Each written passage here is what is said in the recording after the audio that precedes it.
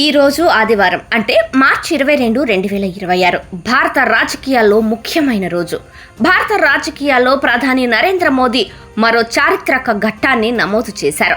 దేశంలో సుదీర్ఘకాలం పాటు ప్రభుత్వాధినేతగా పనిచేసిన వ్యక్తిగా ఆయన నిలిచారు. 25 ఏళ్లుగా ఆయన అధికార పీఠంపై ఉన్నారు.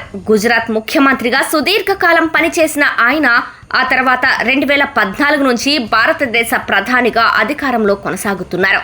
సిక్కిం మాజీ ముఖ్యమంత్రి పవన్ కుమార్ చామ్లింగ్ 8930 రోజుల పాటు ముఖ్యమంత్రిగా పనిచేయగా ఆ రికార్డును అధిగమిస్తూ మోదీ ఈ ఘనత సాధించారు.